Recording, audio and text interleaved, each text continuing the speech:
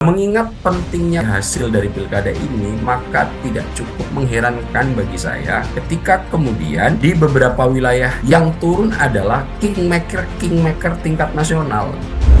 Survei itu boleh salah, tapi tidak boleh bohong. Nah, jika kemudian ini diterabas oleh lembaga-lembaga survei, maka ini akan menimbulkan situasi ketidakpastian di masyarakat, akan memperkeruh suasana yang terjadi, dan ini nanti akan berujung pada gaduh politik yang akan bisa mengganggu stabilitas nasional. Kalau saya jawab berdasarkan pengalaman saya, memang di Jakarta ini pemilihnya mayoritas rasional. Naik turunnya elektabilitas itu bisa sangat cepat terjadi. Akan tetapi variabelnya juga harus dipantik oleh trigger yang sangat kuat. Rasanya dari 51% kemudian turun menjadi 38 kalau nggak salah, atau 34, ini sepertinya kok agak cukup perlu dipertanyakan. Pak Prabowo sebagai individu itu terbagi menjadi beberapa entitas. Satu, entitas sebagai presiden yang memiliki kekuasaan sebagai kepala negara. Akan tetapi juga jangan pernah lupa, Pak Prabowo memiliki sisi lain. Beliau adalah politisi yang juga ditegaskan masih sebagai ketua umum Partai Gerindra. Ketika seorang presiden sedang menjalankan tugas kepresidenan, maka cukup dilihat pin yang dipakai oleh presiden. Apakah dia sedang bertugas atau tidak? Tentu itu bisa kita jadikan rujukan bahwa dia berbicara itu mewakili negara sebagai presiden. Pak Prabowo saya lihat ketika memberikan dukungan itu tidak ada pin sama sekali. Bahkan tidak ada atributisasi jabatan beliau sebagai presiden, yang kemudian hal ini menengarai saya sebetulnya Pak Prabowo sudah paham betul terkait hal ini.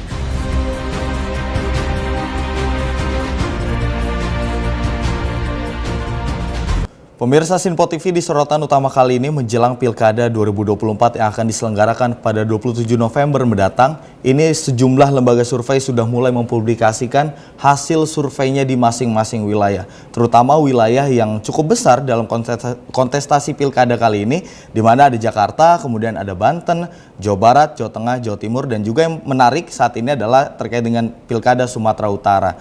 Dan yang menjadi sorotan kali ini juga, nanti kita akan membahasnya bagaimana terkait dukungan Presiden Prabowo Subianto yang juga sebagai Ketua Umum Partai Gerindra ini secara terang-terangan mengungkapkan dukungannya kepada salah satu paslon di Pilkada 2024. Dan untuk membahasnya terkait dengan bagaimana dinamika politik di Pilkada serentak kali ini, kita sudah terhubung bersama dengan Direktur Eksekutif Skala Survei Indonesia, Bang Abdul Hakim MS. Bang Ab, kembali berjumpa lagi Bang Ab, gimana kabarnya?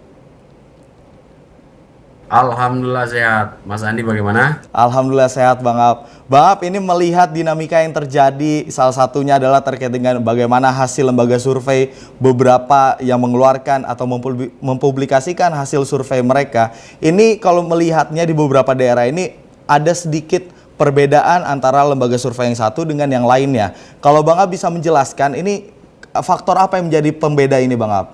Iya, sebelum menjawab pertanyaan Mas Andi, memang dalam waktu dekat kita Indonesia akan melakukan perhelatan kontestasi kekuasaan di masing-masing daerah, yaitu tepatnya pada 27 November, di mana kalau kita hitung rentang mundurnya Mas Andi, per hari ini berarti waktunya tinggal tersisa sekitar 2 pekan atau 14 sampai 15 hari lagi. Tentu waktu yang tersedia ini bukan waktu yang panjang bagi para kontestan yang akan bergumul dalam perebutan kekuasaan di masing-masing daerah, karena waktu dengan hanya 14-15 hari ini merupakan waktu yang sangat pendek untuk mungkin mengeksekusi program yang belum dilakukan atau mengupgrade tingkat elektabilitas dan popularitas. Tentu ini bukan waktu yang pendek, tapi di tanggal 27 ini nanti juga akan menjadi penentu. Semua warga masyarakat Indonesia akan berkumpul di satu titik guna menentukan keputusan siapa yang akan mereka pilih untuk menjadi masing-masing kepala daerah, dan ini nanti akan menjadi perhelatan terbesar kedua di tahun 2024 terkait dengan sirkulasi kekuasaan dan siapa nanti yang akan diberikan amanah oleh rakyat terkait untuk mengambil kebijakan politik secara formal. Nah, melihat yang ditanyakan Mas Andi tadi, karena memang ini adalah sebuah kontestasi yang akan menentukan jalannya kekuasaan selama 5 tahun ke depan, bahkan sangat penting untuk para kontestan di tingkat nasional guna mempersiapkan untuk kontestasi berikutnya di 2029, maka konfigurasi hasil dari Pilkada 27 November nanti menjadi kunci utama terkait bagaimana nanti semua partai politik atau para politisi untuk memampankan atau merengkuh kembali amanah masyarakat terkait dengan kekuasaan politik. Dan entry point pertama, pijakannya adalah 27 November ini akan menjadi situasi yang sangat penting bagi para politisi nasional guna mengokohkan kembali program ide gagasan mereka untuk dipersiapkan menuju Pilpres Pileg 2029. Nah, mengingat pentingnya konfigurasi hasil dari pilkada ini, maka tidak cukup mengherankan bagi saya ketika kemudian di beberapa wilayah yang tadi disebutkan Mas Andi, bahkan yang turun adalah kingmaker tingkat nasional, begitu. Terutama misalnya yang kalau kita lihat ada dua wilayah yang kingmakernya turun langsung untuk mendukung pasangan calon masing-masing. Yang paling kita lihat kontestasinya itu cukup cukup signifikan. Kingmaker harus turun gunung langsung ke daerah tersebut adalah Pilkada Jawa Tengah. Di sana tiga kingmaker langsung turun secara langsung.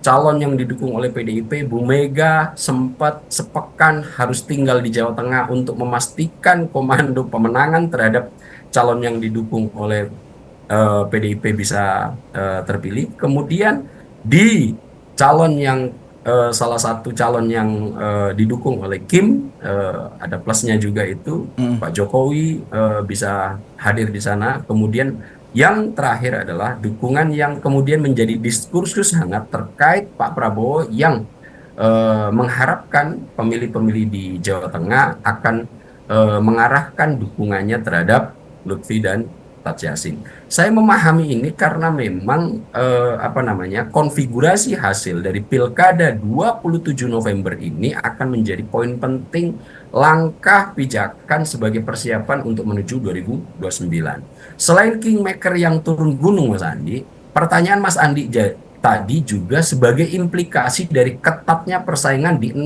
wilayah yang Mas Andi sebut tadi. Yaitu terkait perbedaan hasil survei. Meskipun di Jawa Tengah tidak ada perbedaan hasil survei, tapi di antara salah satu 6 wilayah yang Mas Andi tersebut, DKI Jakarta bahkan membelah lembaga survei untuk memberikan dissenting result atau perbedaan hasil stigi yang mereka lakukan yang ini tumpang tindih di antara satu lembaga dengan lembaga yang lain.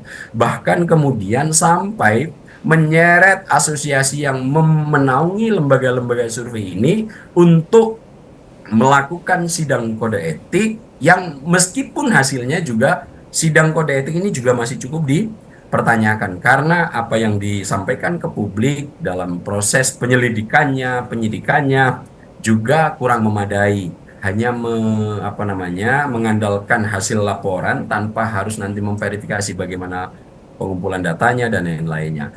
Nah, kalau melihat dinamika ini memang cukup kita melihat politisi-politisi nasional menggunakan berbagai instrumen untuk bisa merengkuh kemenangan di terutama 6 wilayah besar yang tadi Mas Andi sebut. Nah, perbedaan-perbedaan ini saya lihat Mas Andi hanya sebagai salah satu implikasi terhadap ketatnya persaingan yang seolah-olah pilkada ini udah rasa-rasa pilpres untuk persiapan 2029 gitu Mas Andi. Jadi implikasinya jadi cukup banyak. Salah satunya adalah pembelahan pendapat lembaga survei yang dilakukan dalam waktu yang sama, penelitiannya, metodologinya juga sama, tapi hasilnya 180 derajat berbeda. Nah, ini saya melihat sebagai sebuah ketatnya kontestasi sebagai pijakan awal untuk menuju 2029, Mas Andi. Siap. Bang Ab, ini kan kalau tadi Bang Ab bilang ini karena faktor persaingan ketat, kemudian juga sampai di beberapa wilayah, salah satunya terkait dengan Jawa Tengah, ini menurunkan kingmaker. Kingmaker ini pada turun gunung seperti itu dalam tanda kutip Bang Ab. Tapi apakah terkait dengan metode pengambilan sampel ini juga mempengaruhi dari hasil survei itu gak sih Bang Ab? Ya, sebetulnya survei itu Mas Andi selain ada apa selain apa namanya hasil terkait dengan Ya. terlepas dari hasil yang sekarang menjadi diskursus dan polemik di publik ini, saya akan mencoba untuk memberikan apa namanya sedikit pengalaman saya terkait apa namanya di pengalaman saya selama hampir 18 tahun terakhir ini bergelut di dunia penelitian, khususnya survei persepsi publik. Jadi survei ini, Mas Andi, sebetulnya cukup erat kaitannya jika memang harus dilakukan dengan ketat dan dilakukan dengan metodologi yang benar, itu memang membutuhkan effort yang berlebih. Itu kenapa kemudian survei ini berbiaya sangat mahal. Nomor satu yang paling harus diperhatikan adalah menyelesaikan dalam step konseptual. Apa itu? Pemilihan primary sample unitnya harus tepat, kemudian tidak mudah mengganti PSU atau primary sampling unit yang sudah terpilih, yang itu memang secara konseptual dipersiapkan biasanya di kantor. Kemudian bagaimana nanti menyusun pertanyaan-pertanyaan, formulasi pertanyaan ini harus dites beberapa kali sampai itu bisa dijadikan ukuran yang memang valid untuk bisa memberikan penilaian terhadap suatu persoalan. Jadi untuk menyusun pertanyaan-pertanyaan dalam survei pun ini tidak boleh gegabah. Secara konseptual ada petunjuknya, ada metodologinya, ada uji reliabilitasnya. Kemudian nanti kalau memang ini dipandang sudah sangat reliable, baru kemudian ini nanti akan didistribusikan untuk menjadi instrumen penelitian. Tapi apakah hanya hal ini yang penting? Tidak juga, Mas Andi. Ada variabel kedua yang begitu penting juga, yang nanti jika variabel pertama sudah cukup mapan, akan tapi variabel kedua ini nanti juga tidak dilakukan secara benar dan malah dilakukan secara serampangan, hasilnya juga sangat-sangat tidak valid. Apa itu? Kemampuan relawan-relawan atau interviewer yang akan membantu peneliti untuk turun ke lapangan. Meskipun nanti secara konseptual instrumen surveinya sudah dilakukan secara ketat dan sangat memadai, akan tetapi nanti eksekusi di lapangannya dikerjakan oleh orang-orang yang tidak punya pengalaman di sektor itu atau bahkan orang baru, dalam proses nanya juga dia masih belum punya apa namanya rekam jejak yang memadai, tentu ini akan sangat berpengaruh terhadap validitas hasil penelitian yang dilakukan. Nah, terkait dengan perbedaan ini, mungkin ada di dua hal ini. Mungkin secara konseptual sudah bisa dilakukan dengan benar, akan tetapi di sektor nanti pengumpulan data lapangannya tidak dilakukan secara benar. Karena kalau saya lihat misalnya perbedaan dua lembaga survei, saya sebut aja langsung, Lembaga Survei Indonesia dan Poltreking, dua-duanya memakai metodologi penelitian yang sama, yaitu multi-state random sampling, di mana untuk bisa melakukan ini secara sahih, banyak tahapan random yang harus dilakukan. Bahkan mungkin ada sekitar 5-6 tahap, di mana memilih provinsi, kabupaten, sampai tingkat desa dilakukan apa namanya randomnya secara konseptual di tingkat pusat, biasanya di kantornya sendiri. Akan tapi di lapangan nanti untuk interviewer yang nanti sampai apa menanyakan kuesioner itu ke responden, masih ada 5 tahap lagi yang harus dilakukan untuk random. Apa itu? Memilih kelurahan, memilih RW, memilih RT sudah ketemu, memilih kakak sudah ketemu, nanti memilih orang-orang yang akan apa namanya kakak perempuan, kakak laki. Ini harus di random lagi untuk memilih responden, dan responden yang terpilih seandainya nggak ada di rumah harus ditunggu. Seketat itu untuk melakukan survei jika memang dilakukan secara benar. Itu kenapa survei biayanya menjadi relatif lebih mahal. Tapi kalau dua variabel ini kemudian sudah dilakukan secara benar, Mas Andi, masih ada harus variabel ketiga. Survei itu boleh salah, tapi tidak boleh bohong. Data yang dikumpulkan boleh, nanti kalau seandainya ternyata realitas itu, namun metodologi ini sudah dilakukan dengan ketat, kemudian salah, nggak ada persoalan dalam dunia sains. Akan tetapi, akan cukup sangat berbahaya jika kemudian variabel ketiga ini ada. Apa itu? Bohong.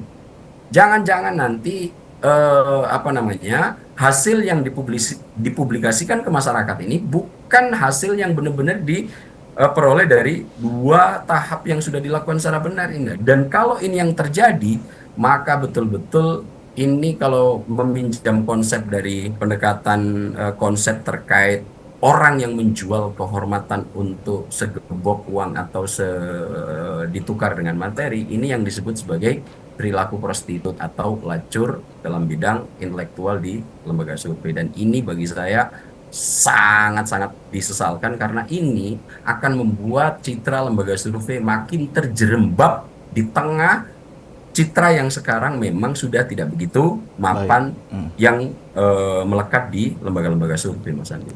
Bang Ab, ini kan tadi Bang Ab sempat menjelaskan, ini yang paling parah adalah ketika ada lembaga survei yang melakukan pembohongan publik terhadap hasil surveinya. Kalau Bang Ab sendiri menilainya, ini impact-nya akan seperti apa nanti jika memang beberapa lembaga survei ini melakukan pembohongan publik? Tadi kalau Bang Ab jelaskan tadi, ini akan menjelekkan, menjatuhkan citra dari lembaga survei. Tapi apa impact yang akan berpengaruh kepada masyarakat, khususnya bagi pembangunan nasional, Bang Ab? Tentu jika kemudian apa yang dikemukakan Mas Andi tadi itu benar-benar dilakukan oleh lembaga survei, ini sangat buruk risikonya Ya. bagi masyarakat. Ini akan menjadikan masyarakat terombang-ambing dalam ketidakpastian, mana data yang harus pegang dan mana yang harus tidak dipegang. Karena sebetulnya Mas Andi ya, lembaga survei itu bagi publik akan sangat berarti jika kemudian data-data yang dikemukakan oleh lembaga survei itu sesuai dengan realitas yang ada di lapangan. Survei bisa mendeteksi persoalan-persoalan apa yang sedang dilingkupi publik, yang nantinya ini akan menjadi bahan penting bagi calon-calon kepala daerah untuk menyusun program dan ide gagasan terkait ketika nanti mereka-mereka terpilih ini, apa yang harus kita selesaikan pertama kali yang persoalan-persoalan yang sedang melingkupi publik. Nah, hal-hal yang semacam ini sebetulnya cukup baik. Yang kedua juga, survei jika dilakukan dengan benar akan membuat masyarakat terdidik secara rasional. Nah, jika kemudian ini diterabas oleh lembaga-lembaga survei, maka ini akan menimbulkan situasi ketidakpastian di masyarakat, akan memperkeruh suasana yang terjadi, akan mempertajam polarisasi di antara masing-masing pendukung calon yang akan berkompetisi, dan ini nanti akan berujung pada gaduh politik yang akan bisa mengganggu stabilitas nasional. Dan tentu kondisi-kondisi ini jika memang itu dilakukan oleh lembaga survei, betul-betul ini tidak beradab dan tidak beretika. Saya sebagai salah satu penggiat di sektor ini cukup mengutuk keras terhadap perilaku-perilaku yang semacam ini. Karena saya dulu juga pernah mengalami, Mas Andi, konseptual yang tadi saya jelaskan itu sudah saya susun secara mapan, tiba-tiba dalam sektor pengumpulan data lapangan tidak memadai, saya bahkan harus kemudian mengembalikan semua budget yang diberikan oleh klien untuk bisa terus menjaga kredibilitas karena saya tidak bisa mempertanggungjawabkan apa yang dikumpulkan oleh teman-teman yang saya mintain bantuan di lapangan, dan ini kemudian tidak jadi saya publikasikan ke ranah publik karena itu sangat berbahaya. Hal ini cukup mencederai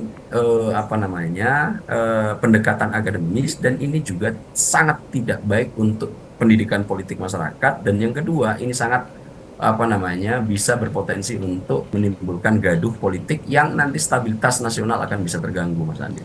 Baik, Bang Ab, ini menarik kalau membahas soal artinya lembaga survei dimanapun itu, melakukan survei apapun itu, artinya integritas ini menjadi yang paling utama karena impact-nya ketika melakukan pembohongan publik, ini impact-nya bisa kemana-mana, Bang Ab, seperti itu ya. Ini kalau kita mencermati dari 6 provinsi yang kita soroti pada sorotan utama malam hari ini kalau kita bisa melihat ada persaingan yang cukup ketat, Bang Ab. Kalau di Jakarta itu ada RK versus Pram seperti itu. Kemudian kalau untuk di Banten ini ada Andra Sony dan juga Airin. Kalau untuk di Jawa Barat ini kan masih dinamis lah ya, empat paslon, faktor 4 paslon mungkin. Kemudian kalau untuk di Jawa Tengah ini ada Lutfi Andika. Kemudian di Jawa Timur ini meskipun 3 paslon tapi ini sudah mulai terlihat kejar-kejaran elektabilitasnya, ada Hovifah dan juga Risma. Kemudian kalau di Sumatera Utara ini ada Bobi dan juga Edi. Kalau mencermati dari konstelasi yang berjalan di 6 wilayah ini, seberapa penting perebutan kekuasaan di 6 wilayah ini, Bang Ab? Ya, sebagaimana sudah kita singgung tadi di depan, Mas Andi ya, bahwa 6 wilayah yang saat ini Mas Andi kemukakan tadi tanpa mengurangi rasa hormat terhadap wilayah-wilayah yang lain, akan tetapi memang 6 wilayah ini sangat strategis. Ya. Kalau kita deteksi Mas Andi, dalam DPT misalnya, 6 wilayah ini representasi dari 60% DPT secara nasional. Kita tahu DPT kita yang paling tinggi itu adalah Jawa Barat, sekitar 17%-an, kemudian Jawa Timur itu sekitar berapa 15%-an, kemudian Jawa Tengah itu 14%-an. 3 wilayah ini memang tempat tertumpuknya semua DPT dari seluruh Indonesia dan jumlahnya di atas 50% ini Mas Andi. Kemudian wilayah-wilayah yang lain DPT nomor 3 yang paling besar di antara 6 wilayah tadi yang Mas Andi sebut adalah Sumatera Utara. Sumatera Utara itu 5%, kemudian diikuti DKI Jakarta 4%, dan Banten itu 4%. Namun kalau kita lihat secara konstelasi persaingan, praktis di 6 wilayah ini saya mendeteksi calon-calon yang diusung oleh Kim relatif tidak banyak mendapatkan tantangan serius kecuali di 3 wilayah. Kalau kita lihat misalnya di Jawa Barat, sepertinya Deddy Mulyadi yang didukung oleh Kim, yang dimotori oleh Partai Gerindra, dan Deddy Mulyadi juga merupakan politisi Partai Gerindra. Survei terakhir kalau kita rujuk dari berbagai lembaga kredibel, sepertinya potensinya sangat besar untuk bisa memenangi pada 27 November nanti. Kemudian kita bergeser ke Jawa Timur. Hovifah sepertinya juga secara elektabilitas masih cukup mapan, angkanya masih di atas 60-70% dari beberapa lembaga. Ini tentu dengan sudah mepetnya waktu yang akan dihelatnya pada 27 November, hanya tinggal 2 pekan, tentu sepertinya untuk wilayah seperti karakter Jawa Timur tidak akan mudah untuk bisa cepat membalikkan keadaan elektabilitas. Kemudian kita bergeser, nah Jawa Tengah ini memang yang sudah kita bahas tadi Mas Andi. Survei-survei awal memang posisi Andika Perkasa sebagai calon yang didukung PDIP masih tertinggal waktu itu dengan Pak Lutfi dan Taj Yassin. Akan tetapi kemudian ketika kingmakernya sudah turun gunung, yaitu Bu Mega, bahkan sempat beberapa pekan harus diam diri di Jawa Tengah untuk melakukan komando pemenangan terhadap Pak Andika, maka kemudian saya melihat hal ini menjadi perubah tingkat elektabilitas. Saya lihat turunnya Bu Mega dengan ada instruksi yang cukup ketat membuat persaingannya sudah semakin mepet, meskipun dalam beberapa survei Pak Lutfi dan Taj Yassin masih relatif lebih unggul dibanding Pak Andika. Nah, ini kemudian melihat karena tren yang bisa tersalib ini, 2 tokoh besar kingmaker dari Kim turun gunung gitu. Pak Jokowi juga diharapkan untuk bisa memberikan endorse kepada Pak Lutfi dan Taj Yassin, pun secara terang-terangan seperti yang dikemukakan oleh Mas Andi tadi, Pak Prabowo sebagai Ketua Umum Partai Gerindra juga harus memberikan dukungan lewat video yang diunggah langsung oleh akun resmi dari 2 pasangan Pak Lutfi dan Taj Yassin. Nah, kalau ini nanti akan coba kita elaborasi lebih khusus. Kita bergeser untuk di Sumatera Utara. Sumatera Utara sepertinya meskipun banyak dinamika dan diskursus serta gimmick politik yang terjadi, elektabilitas sampai detik ini masih ada di Bobi Nasution. Untuk Pak Edi Rahmayadi juga angkanya masih cukup tebal untuk perbedaannya. Nah, kita bergeser lagi nanti ke wilayah Banten. Nah, kalau Banten ini agak cukup unik, sepertinya calon dari Kim, kalau merujuk hasil survei terakhir, memang posisinya masih tertinggal dari Airin Rahmidiani. Kemudian, nah yang paling agak membuat situasi politik nasional sedikit kemudian menoleh kembali ke pilkada adalah pilkada DKI Jakarta. Di awal-awal Ridwan Kamil Suswono ketika baru dipasangkan, kemudian ada calon yang diusung oleh PDIP selain calon independen yaitu Mas Pramono Anung dan Rano Karno, itu selisihnya cukup tebal. Akan tetapi dalam waktu 2 pekan, 3 pekan itu kemudian ada beberapa lembaga survei yang kemudian terbelah gitu. Ini juga saya melihat indikator memang persaingan Jakarta sebagai halaman depan depan Indonesia menjadi kunci total terkait bagaimana muka para politisi akan tetap tengadah ketika wilayah ini bisa dimenangkan. Karena secara nasional, DKI Jakarta bisa menjadi rute passing tercepat untuk meniti karir politik tertinggi sebagai untuk menjadi presiden. Kita tahu Pak Jokowi sebelum menjadi presiden singgah dulu di DKI. Mas Anies kemarin meskipun masih kalah dari Pak Prabowo tapi pernah singgah di DKI. Ini kemudian menjadi poin penting kenapa DKI sampai kemudian para politisi ini meng-hire lembaga survei untuk bisa mempengaruhi opini publik agar bisa mendukung dirinya gitu. Itu kenapa variabel ini yang saya lihat sebagai variabel terpenting lembaga survei ini bisa terbelah.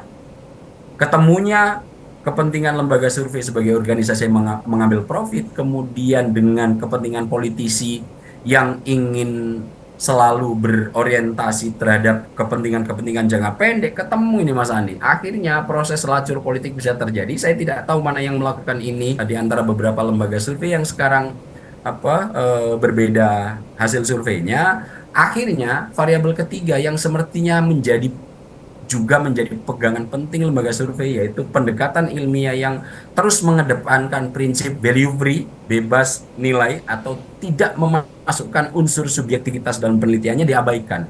Akhirnya proses lacur politik ini terjadi, itu yang kemudian membuat saya deteksi dari beberapa lembaga survei, 2 lembaga survei sekarang memenangkan pasangan Pram Dul dan beberapa lembaga survei lainnya itu memenangkan RK Suswono. Saya sebut aja saat ini dari lembaga-lembaga survei yang sudah mengeluarkan hasil surveinya terkait DKI Jakarta, Litbang Kompas memberikan skor penelitian SIGI mereka terhadap keunggulan pasangan Pram Rano Karno yang meninggalkan sekitar 4% perbedaannya dengan RK Suswono. Kemudian yang kedua, LSI, Lembaga Survei Indonesia, bukan Lingkaran Survei Indonesia. Lembaga Survei Indonesia juga menangan Pram Rano Karno. Kemudian beberapa lembaga survei yang lain, misalnya kita lihat PPI yang dikomandani oleh Adi Prayetno, kemudian Poltreking oleh Mas Hanta Yuda, kemudian ada beberapa lembaga lain lagi yang kemudian itu posisinya juga memenangkan RK Suswono, Lingkaran Survei Indonesia.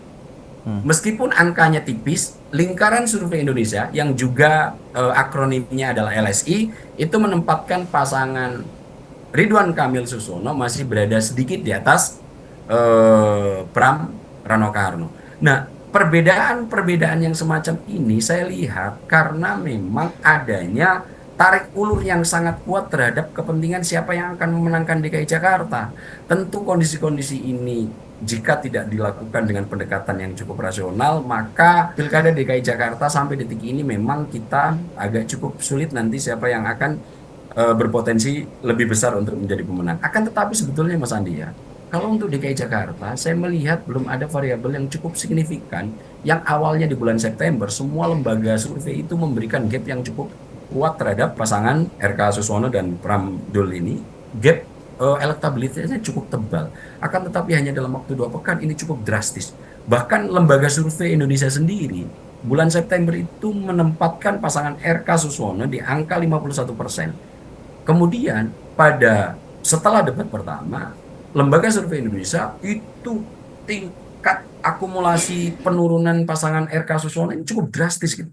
Saya membaca hasil surveinya juga belum menemukan variabel apa yang sebegitu kuatnya bisa membuat tren turun pasangan RK Suswono. Akan tetapi di waktu bersamaan sebetulnya Poltreking itu ketika September masih di angka 50% keunggulan elektabilitasnya untuk pasangan RK Suswono. Akan tetapi setelah debat malah Poltreking menempatkan elektabilitas RK di angka 51%. Tentu hal-hal yang begini akan makin memusingkan publik, akan tetapi belum ada penjelasan memadai terkait kenapa ini bisa terjadi, untuk ini terkerek cepat, ini kemudian decline secara cepat gitu. Nah, hal-hal yang seperti ini sebagai seorang yang bekerja dalam ranah lingkup akademik harusnya bisa dijelaskan secara lebih detail dan lebih rasional. Bahkan sidang kode etik yang dilakukan oleh lembaga-lembaga yang menaunginya juga saya baca tidak terlalu memadai untuk bisa menjelaskan lembaga A melakukan kesalahan apa, lembaga B melakukan kesalahan apa. Tentu ini juga akan makin memperkeruh suasana ketidakpercayaan terhadap lembaga survei. Meskipun demikian Mas Andi, kita akan cukup tunggu nanti tanggal 27 November. November. Tentu ini ada menjadi garis finish terkait vonis yang akan diberikan masyarakat terhadap lembaga-lembaga survei yang secara akurasi proyeksi karena menerabas prinsip-prinsip ilmiah akan mendapatkan mosi ketidakpercayaan yang berlebihan di kalangan publik. Dan sejarah membuktikan bagi mereka yang melakukan survei tidak menggunakan pendekatan secara ilmiah dan yang cukup ketat, kemudian ada perbedaan yang cukup bisa membelah dan dikotominya cukup tajam, ternyata dalam perjalanannya mereka secara alamiah akan tidak lagi dipercaya publik dan dengan sendirinya akan mengalami kematian, Sandi. Baik, Bang Ab, ini kan ada perbedaan dari lembaga survei. Ini terlepas dari perbedaan yang terjadi, siapa yang melakukan pembohongan. Tapi yang menarik adalah, kalau tadi penjelasan Bang Ab dan kita melihat beberapa hasil lembaga survei, ini kan pasangan dari Pram dan Rano ini menyusul hasil survei atau elektabilitas dari RK Suswono ini dalam beberapa pekan. Sebenarnya faktor apa yang menjadi Pram dan juga Rano ini mampu mengejar survei elektabilitas dari RK dan Suswono? Padahal kalau kita melihat selain dari popularitas hingga elektabilitas, faktor apa sebenarnya yang harus dilakukan RK dan Suswono untuk mempertahankan kepemimpinan elektabilitasnya di survei hasil survei, Bang Ab? Nah, saya sayangnya belum melakukan riset secara pribadi ya Mas Andi ya untuk Pilkada DKI Jakarta ini, sehingga saya untuk menjawab variabel apa yang membuat pasangan RK Suswono itu decline total seperti terekam dalam surveinya Lembaga Survei Indonesia. Kemudian kalau kita lihat faktor apa yang membuat RK Suswono ini malah bahkan bisa melejit dari 47-48% menjadi 51% di survei poltreking, kita agak cukup menjadi bimbang. Karena saya sendiri belum melakukan survei, kemudian kita disuguhi oleh dua data yang sangat berbeda 180 derajat oleh dua lembaga yang mengklaim dirinya sebagai lembaga SIGI yang sangat kredibel selama ini. Nah, inilah salah satu implikasi ketika pendekatan-pendekatan ilmiah diterabas, pendekatan-pendekatan yang mengedepankan prinsip value free yang kemudian ini dicederai, ya begini nih hasilnya. Akan tetapi kalau saya jawab berdasarkan pengalaman saya Mas Andi ya, memang di Jakarta ini pemilihnya mayoritas rasional. Volatilitas atau naik turunnya elektabilitas itu bisa sangat cepat terjadi. Akan tetapi variabelnya juga harus dipantik oleh trigger yang sangat kuat. Nah, selama September sampai Oktober setelah debat kedua, saya melihat memang belum ada variabel yang cukup signifikan yang bisa mengubah tingkat elektabilitas pasangan calon ini secara drastis begitu. Akan tetapi kemudian itu tiba-tiba terekam di survei. Di beberapa survei, baik itu yang kemudian memberikan pandangan kenapa ini elektabilitas turun secara drastis, kemudian juga ada penaikan sedikit, variabelnya yang cukup lebih rasional itu adalah variabel yang memang bisa memberikan angka yang cukup mengangkat dalam konteks itu. Akan tetapi apapun itu kemudian kalau kita baca hasil surveinya Lingkaran Survei Indonesia, angkanya sekarang mepet. Nah, ada 3 perbedaan hasil survei ini yang kemudian membuat saya agak cukup bertanya-tanya. Sebetulnya, apakah kalian ini sudah mempertaruhkan kredibilitas hanya untuk perilaku lacur politik atau lacur intelektual yang kalian lakukan? Bahkan ini adalah perilaku prostitut. Nah, ini yang kemudian masih agak terngiang-ngiang di pikiran saya. Ini siapa yang melakukan kebohongan? Tapi lagi-lagi Mas Andi, sepengalaman saya, untuk DKI Jakarta, saya terlibat di Pilkada 2017, juga sebelumnya saya terlibat. Memang tidak ada variabel yang cukup bisa membuat naik turun volatilitas elektabilitas itu secara drastis jika tidak ada fenomena atau fakta-fakta politik yang ekstrim terjadi begitu. Kalau kita lihat di 2017 misalnya, kita tidak berbicara Ahok, kita membicarakan tentang Anies dan AHY. Waktu itu secara survei sebetulnya Mas Anies itu selalu ada di urutan terbawah begitu. Akan tetapi 2 pekan menjelang pemilihan ada variabel penting di mana istana kemudian waktu itu diwacanakan bertempur dengan Cikias, segala sesuatu diumbar oleh kedua pihak untuk saling menyerang. Yang tidak ikut berperang waktu itu cuma Mas Anies waktu itu. Terus bekerja di lapangan, akhirnya ketika istana berhasil untuk dalam tanda kutip mereduksi elektabilitas Mas AHY, kemudian pemilih Mas AHY ini tidak lari ke Pak Ahok, tapi larinya ke Mas Anies. Nah, Pak Anies waktu itu mendapatkan blessing yang cukup baik terhadap tergerusnya elektabilitas Mas AHY yang kemudian pemilih-pemilih yang awalnya sudah ada di ranah Mas AHY ini tidak kemudian ke Pak Ahok tapi malah pindah ke Mas Anies. Itu kenapa Baik. kemudian Mas Anies bisa lolos ke putaran kedua. Padahal di survei dinamikanya Mas Anies itu dari pertama nyalon sampai Hamin 2 3 pekan itu surveinya masih selalu berada di urutan ketiga. Nah, volatilitas yang terjadi ini, kalau saya lihat dan amati di Pilkada 2024 ini sejatinya tidak cukup tidak cukup signifikan. Kecuali memang dalam beberapa pekan terakhir ini persaingan antara Bu Mega dan Pak Jokowi terus mengkerucut dan banyak didiskursuskan oleh media. Akan tetapi juga variabel ini belum saya jumpai di hasil penelitian-penelitian yang disuguhkan. Apakah itu variabelnya? Tapi kalau saya melihat agak rasanya dari 51% kemudian turun menjadi 38 kalau nggak salah atau 34 ini dengan variabel yang hanya terjadi di polemik di media sepertinya kok agak cukup perlu dipertanyakan Mas Andi sebetulnya. Baik, Bang Ab, tadi kita sudah membahas beberapa wilayah, beberapa daerah terkait dengan pilkada, terkait bagaimana dinamika lembaga survei. Tapi kalau yang menjadi menarik terkait dengan pilkada serentak 2024, tadi sempat kita singgung di awal di segmen pertama dan kedua terkait bagaimana Kingmaker turun gunung, Bang Ab, khususnya di pilkada Jawa Tengah. Ini ada Ketua Umum PDIP Megawati Soekarno Putri juga turun di sana. Kemudian juga yang baru-baru ini diposting oleh salah satu paslon di pilkada Jawa Tengah, Cagup Ahmad Lutfi. Ini memposting soal dukungan Presiden Prabowo Subianto. Kira-kira kalau melihat dua Kingmaker ini turun, salah satunya adalah terkait dengan Jokowi juga ikut turun di sana mendukung salah satu paslon. Seberapa efektif ketika Kingmaker ini turun dalam meningkatkan elektabilitas dan juga meningkatkan kemungkinan menang di pilkada di Jawa Tengah khususnya, Bang Ab? Ya, dua wilayah. Salah satunya Jawa Tengah memang menjadi perhatian serius bagi politisi-politisi tingkat nasional. Selain Jawa Tengah ada DKI Jakarta. Kita tahu calon yang diusung Kim kemudian soan kepada Pak Prabowo dan juga Pak Jokowi terkait untuk mungkin berharap mendapatkan efek ekor jas terkait baiknya pamor yang dimiliki oleh Pak Prabowo dan juga Pak Jokowi. Di Jawa Tengah bahkan Kingmaker-nya seolah-olah ini menjadi pertarungan serius yang akan mempertaruhkan segalanya.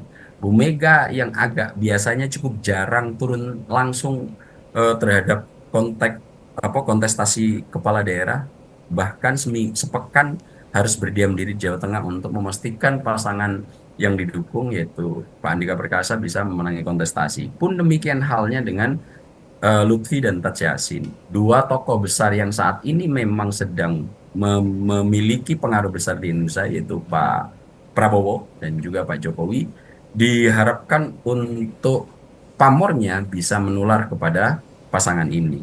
Nah, terkait hal ini saya malah melihatnya apakah ini efektif atau tidak. Tentu ini akan sangat efektif. Terbukti misalnya turunnya Bu Mega, tidak ada perbedaan hasil survei yang saat ini terjadi di Jawa Tengah. Tingkat elektabilitasnya juga sudah mulai mendekat dan memang meskipun di beberapa hasil survei pasangan Pak Lutfi dan Taj Yassin masih relatif unggul. Nah, melihat ini kemudian Bu Mega awalnya turun langsung ke Jawa Tengah. Hal ini kemudian membuat elektabilitas Pak Andika bisa sedikit terkerek. Melihat kondisi ini, pasangan Taj Yassin juga perlu untuk sepertinya mengimbangi turun gunungnya Bu Mega sebagai Kingmaker yang akan nanti mendampingi pasangan Pak Andika, juga berharap ada efek ekor jas dari Pak Prabowo yang kemudian sekarang menjadi diskursus ketika Pak Prabowo dengan secara langsung dan terang-terangan memohon kepada pemilih-pemilih di Jawa Tengah agar mengarahkan dukungannya terhadap pasangan Lutfi dan Tas Yassin karena Pak Prabowo menganggap ini memiliki rekam jejak dan pengalaman yang cukup mumpuni. Nah, tentu turun-turun gunungnya para kingmaker ini akan membuat situasi akan semakin seru. Ini sudah seperti persaingan perhelatan Pilpres begitu, yang kemudian ini akan kita lihat hasilnya 2 pekan mendatang, Mas Andi. Bang Ap, ini kan kalau kita belajar dari Pilpres kemarin Bang Ap ya, memang ini Jawa Tengah menjadi kunci gitu ya, selalu menjadi pembahasan karena salah satunya terkait dengan bagaimana ini Jawa Tengah merupakan markas banteng dari PDI Perjuangan seperti itu. Kemudian juga kalau melihat di Pilkada ini juga turun gunung juga semuanya, Presiden Prabowo Subianto, kemudian Joko Widodo dan juga Megawati Soekarno Putri ini turun gunung juga di sana. Tapi kalau melihat dari dukungan yang diberikan oleh para kingmaker, salah satu terkait dengan bagaimana dukungan yang diberikan oleh Presiden Prabowo Subianto. Ini melihatnya bagaimana Bang Ap? Karena ini responnya banyak sekali, berbagai komentar positif dan negatif juga ada ketika Presiden Prabowo Subianto secara terang-terangan memberikan dukungannya kepada salah satu paslon di Pilkada Jawa Tengah. Ya, memang saya lihat dukungan Pak Prabowo ini kemudian berimplikasi terhadap reaksi di masyarakat, baik itu yang punya persepsi positif ataupun persepsi negatif. Bagi mereka yang punya perspektif positif bahwa Pak Prabowo selain sebagai presiden, kita harus tahu beliau juga ini adalah ketua umum Partai Gerindra yang ketika mengusung calon-calon kepala daerah, tanda tangan yang akan merekomendasikan pasangan calon langsung ditandatangani oleh Prabowo Subianto. Akan tetapi Mas Andi, jangan pernah lupa bahwa Presiden Prabowo Subianto ini juga melekat jabatan sebagai presiden. Di antaranya sebagai kepala pemerintahan, sebagai kepala negara, dan juga sebagai panglima tertinggi TNI dan Polri. Inilah yang kemudian di sisi seberang ada pandangan bahwa Pak Prabowo semestinya tidak boleh melakukan itu karena ini secara etika akan menerabas dan cukup tidak bisa mengesampingkan. Yang pandangan ini tetap tidak bisa membedakan Pak Prabowo sebagai individu itu terbagi menjadi beberapa entitas. Satu, entitas sebagai presiden yang memiliki kekuasaan sebagai kepala negara, kepala pemerintahan, dan panglima tertinggi TNI Polri. Akan tetapi juga jangan pernah lupa, Pak Prabowo memiliki sisi lain, beliau adalah politisi yang juga ditegaskan masih mengampu sebagai ketua umum Partai Gerindra. Bahkan, seperti yang saya sebut tadi, untuk rekomendasi semua pasangan calon yang berlaga di pemilihan kepala daerah, tanda tangan langsung itu adalah dari tangan Prabowo Subianto. Nah, untuk membedakan entitas-entitas ini secara peraturan sebetulnya Mas Andi ya, tidak ada hal yang diterabas dan dilanggar oleh Pak Prabowo. Kenapa saya katakan demikian? Sebagai seorang politisi, sebagai ketua umum Partai Gerindra, Pak Prabowo juga memiliki hak politik terkait dukungan-dukungan dan sikap-sikap politik. Kenapa demikian? Karena dalam peraturan yang diatur untuk harus netral dan tidak boleh berpihak itu cuma 3 sektor. Nomor 1 adalah ASN, aparatur sipil negara. Yang kedua adalah Tentara Nasional Indonesia, dan yang ketiga adalah Kepolisian Republik Indonesia. Kalau 3 hal ini nggak boleh melakukan secara terang-terangan untuk berposisi politik di sektor mana. Akan tetapi sebetulnya kalau untuk kedudukan presiden, secara peraturan tidak ada yang mengatur dan melarang untuk bisa berposisi politik di sektor mana. Nah, mungkin yang dipertanyakan oleh kawan-kawan yang saat ini memberikan uraian yang insinuasi negatif itu adalah karena Pak Presiden dikhawatirkan akan membawa gerbong instrumen kekuasaannya dalam mendukung secara terang-terangan Taj Yassin dan Pak Lutfi dan Taj Yassin. Akan tetapi Mas Andi ya, saya urai lagi. Untuk memisahkan ketiga entitas atau 4 entitas yang ada di Pak Prabowo, sebetulnya kita bisa melihatnya dengan indikasi sederhana. Ketika Pak Prabowo menjadi melekat di dalam dirinya itu sebagai sosok presiden, sebetulnya dalam undang-undang peraturan Mensesnek itu sudah bisa kita lihat, Mas. Ketika seorang presiden sedang menjalankan tugas kepresidenan, maka cukup dilihat PIN yang dipakai oleh presiden, apakah dia sedang bertugas atau tidak.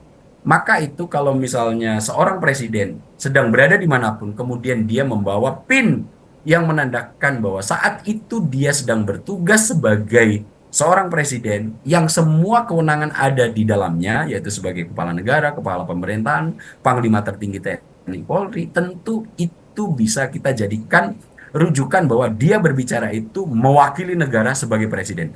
Akan tetapi ketika PIN itu sudah tidak tersemat, waktu yang diberikan juga tidak melibatkan instrumen kekuasaan yang ia punya, tentu hal ini juga kita bisa urai. Pak Prabowo saya lihat ketika memberikan dukungan itu tidak ada PIN sama sekali, bahkan tidak ada atributisasi jabatan beliau sebagai presiden, yang kemudian hal ini menengarai saya sebetulnya Pak Prabowo sudah paham betul terkait hal ini, bahwa dukungan yang beliau berikan tidak sedikit pun menempel pada diri Pak Prabowo itu sebagai Presiden Republik Indonesia. Beliau memberikan itu dukungan itu karena memang tanda tangan untuk menyorong nama Lutfi dan Taj Yassin itu hadir dari rekomendasi langsung yang ditandatangani oleh Pak Prabowo. Dalam sektor-sektor seperti ini saya pikir jelas, dan memang kalau saya telaah Mas Andi, yang melakukan uraian kritik ini adalah mereka-mereka yang memang selama ini bertugas untuk mengurai.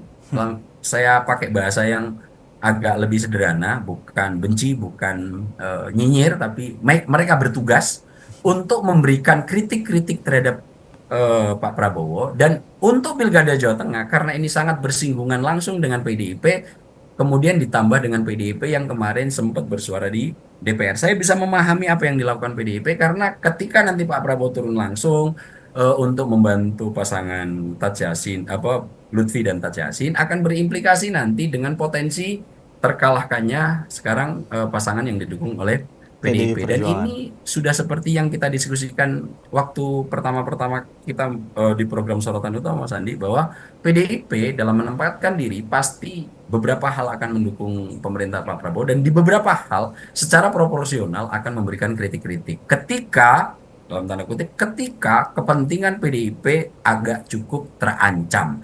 Nah, kondisi ini yang kemudian tentu harus bisa dipahami secara realistis. Kritik yang diberikan kepada Pak Prabowo harus proporsional.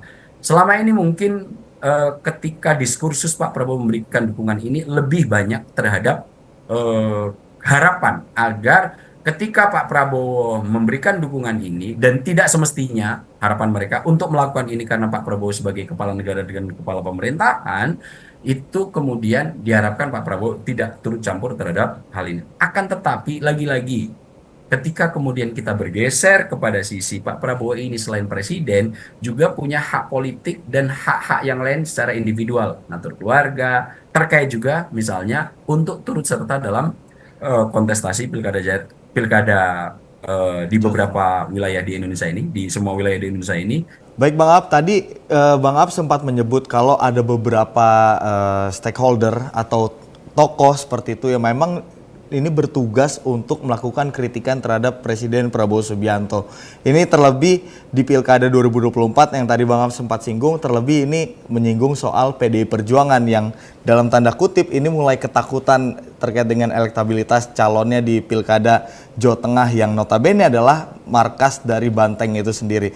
Tapi kalau kita merucut ke bagaimana Presiden Prabowo Subianto, sebenarnya seberapa penting ketokohan dari Presiden Prabowo Subianto yang juga Ketua Umum Partai Gerindra khususnya di Pilkada 2024, Bang Ab?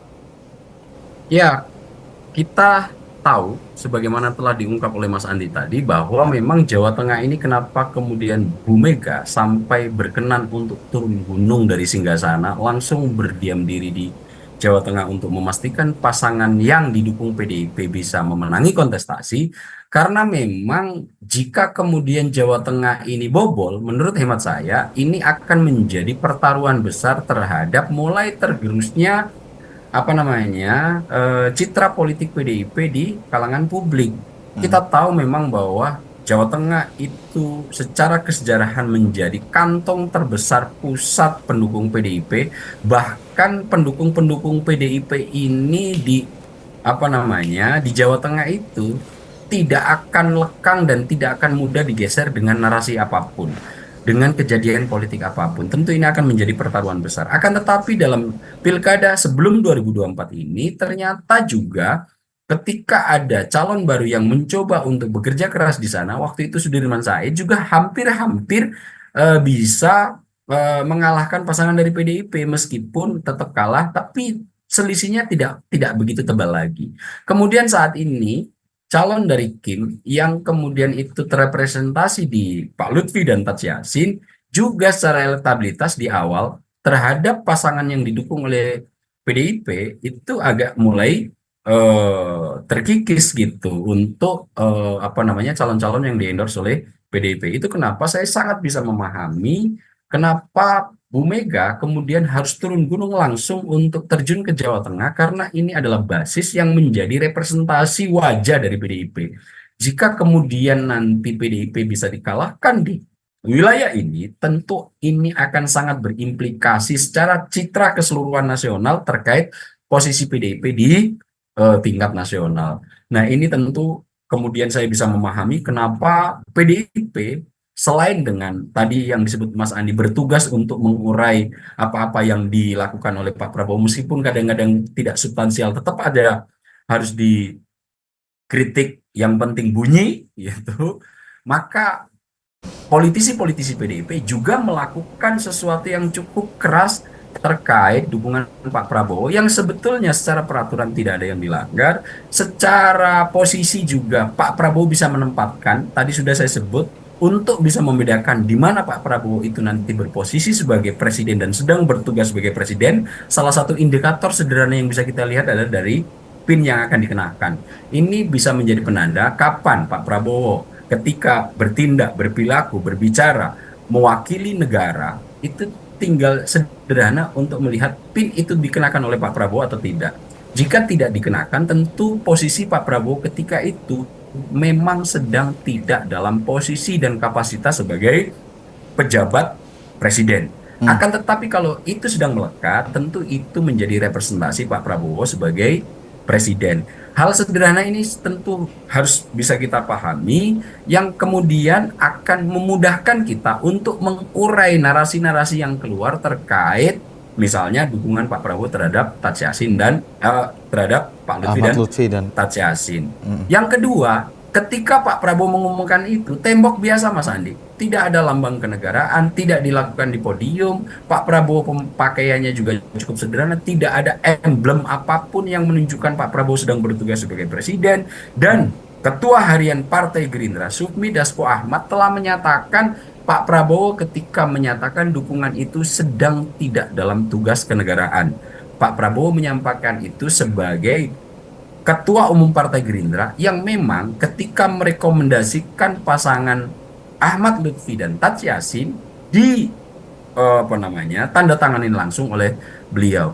Jadi hal ini kemudian juga sudah dikuatkan oleh apa namanya Kepala Komunikasi Presiden Mas Hasan bahwa memang tidak ada yang dilanggar secara peraturan oleh Pak Prabowo. Akan tetapi kritik ini juga saya bisa memahami karena kekhawatiran terbesar oleh para pengkritik jika kemudian apa yang dilakukan Pak Prabowo yang sebetulnya meskipun saat di apa namanya dilakukan dukungan itu tidak sebagai presiden dikhawatirkan akan memobilisasi instrumen semua yang melekat di Pak Prabowo sebagai seorang presiden untuk memenangkan pasangan Lutfi dan Tats Yassin. Nah, ini yang tentu harus bisa dipelototin oleh banyak pihak. Apakah Pak Prabowo melakukan itu? Jika melihat indikasi dari videonya tidak sama sekali.